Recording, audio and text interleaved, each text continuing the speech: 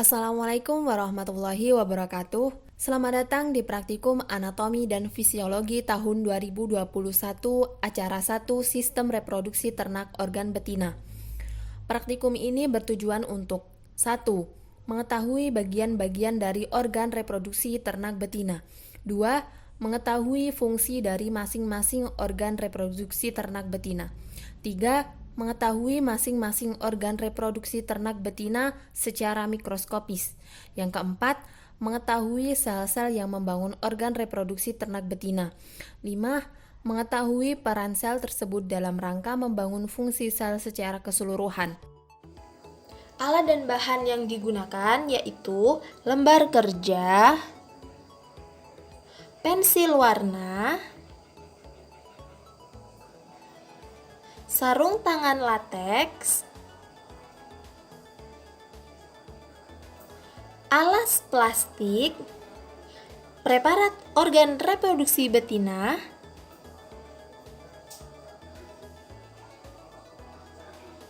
dan poster histologi organ reproduksi betina. Berikut merupakan anatomi organ reproduksi betina. Nah teman-teman, anatomi organ reproduksi betina itu terdiri atas ovarium, lalu ada saluran-saluran. Yang pertama yaitu saluran ovida, lalu saluran berikutnya yaitu saluran uterus, kemudian dilanjutkan dengan serviks, lalu organ reproduksi bagian luar ada vagina, kemudian ada vulva dan klitoris. Baik teman-teman, kita langsung masuk ke organ pertama yaitu ovarium. Nah, penampang ovarium itu kayak gini bentuknya. Kemudian di ovarium ini itu memiliki dua fungsi. Yang pertama yaitu untuk menghasilkan sel telur dan yang kedua untuk menghasilkan hormon. Oke, seperti itu gambarnya nih. Baik, kita akan lanjut ke saluran organ berikutnya yaitu ada ovidak. Nah, ovidak itu dari situ ya teman-teman sampai sini nih. Oke, ovidak itu punya bagian-bagian. Yang pertama adalah infundibulum. Infundibulum itu ada fibri-fibrinya kayak gini teman-teman. Nah, itu tuh berfungsi untuk menangkap si sel telurnya dari ovarium untuk disalurkan ke bagian berikutnya yaitu di ampula. Ampula itu bagiannya dari situ sampai sini terpanjang. Nah, di ampula itu ada pertolongan antara ampula dengan si ismus, namanya ampula ismus junction. Nah, fungsinya di ampula ismus junction itu untuk fertilisasi atau peleburan sel telur dan sel sperma. Kayak gitu, itu salah satu penting dari si ovida. Kemudian kita lanjut ke bagian berikutnya yaitu ada uterus. Nah, di uterus ini itu ada bagian-bagiannya yaitu kornu yang kayak tanduk gitu kan teman-teman. Terus setelah itu ada korpus yang tengah dan kemudian ada si serviks, lehernya yang paling akhir gitu. Oke, kita akan bahas satu-satu. Di bagian kornu ini berfungsi untuk menyaring si sperma sebelum masuk ke ovidak. Oke, kemudian kita akan lanjut ke bagian berikutnya yaitu korpus. Di korpus ini untuk penempelan si embrio dan perkembangan si fetus atau janin. Kemudian kita lanjut ke bagian berikutnya yaitu serviks. Nah, di serviks ini ada merupakan otot sphincter atau cincin sphincter yang akan membuka dan menutup saat perkawinan dan melahirkan saja. Kenapa sih gitu menutup?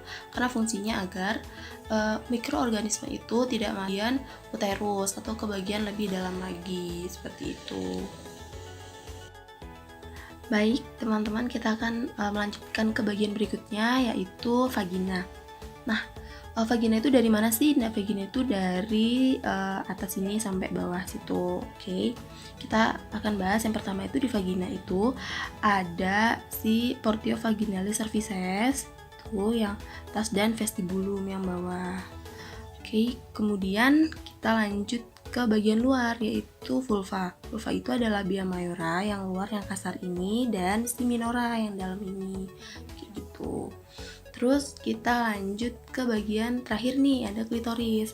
Nah, di klitoris ini merupakan sedikit benjolan dan banyak serabut syaraf di situ untuk berfungsi sebagai pembantu saat perkawinan.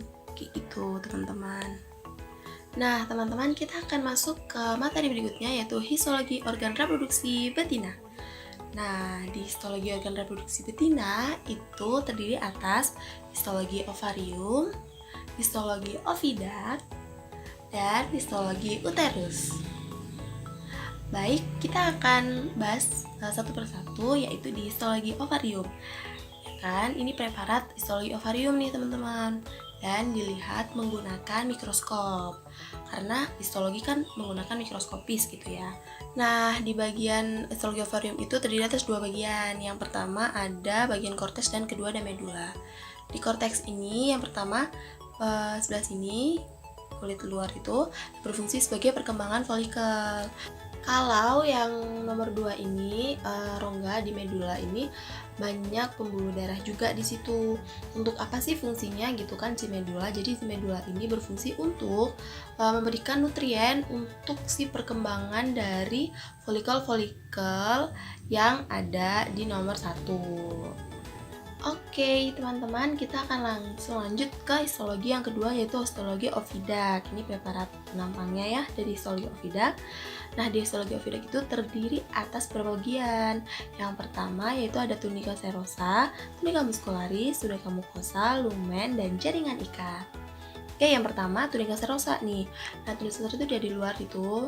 Nah, di situ tuh banyak serabut-serabut gitu di tunica serosa, berfungsi untuk alat gerak, penggerak dari si sel ovumnya menuju tempat fertilisasi. Kayak gitu teman-teman.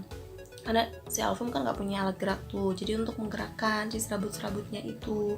Kemudian yang nomor 2 nih, nah ini nomor 2 itu ada tunica muscularis. Itu tuh untuk penggerak, karena di situ ada otot daging licin gitu untuk menggerakkan gerakan dari si ovumnya.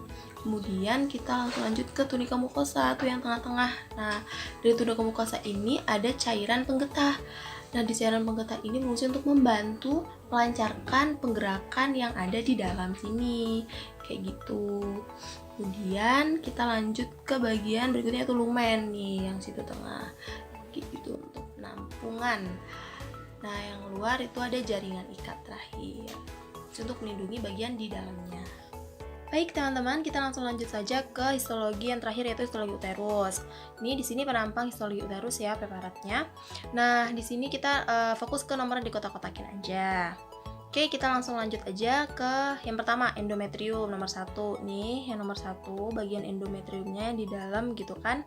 Nah, si endometrium ini itu berfungsi untuk menutrisi dari si uterus itu kan, mempersiapkan untuk kebuntingan, mempersiapkan fetus, pengembangan fetus nanti di dalam uterus, seperti itu. Nah, kemudian yang 2 itu myometrium. Nah, kalau myometrium itu dia otot polos gitu, daging otot polos. Bagiannya ada yang sirkular, yang nomor 2A ini, dan ada yang longitudinal, yang nomor 2B. Oke, fungsinya untuk penggerak gitu kan, di situ muskulus gitu, otot daging licin. Kemudian yang ketiga ada si perimetrium yang paling luar nih. Nah, di situ banyak jaringan-jaringan ya kan, untuk melindungi jaringan di dalamnya. Terus yang 4 itu lumen, tuh yang kayak bintang. Nah, di sini untuk penampungan. Sekian praktikum anatomi dan fisiologi tahun 2021, acara 1 Sistem Reproduksi Ternak Betina. Apabila ada hal yang kurang jelas, dapat ditanyakan kepada asisten pendamping masing-masing. Wassalamualaikum warahmatullahi wabarakatuh.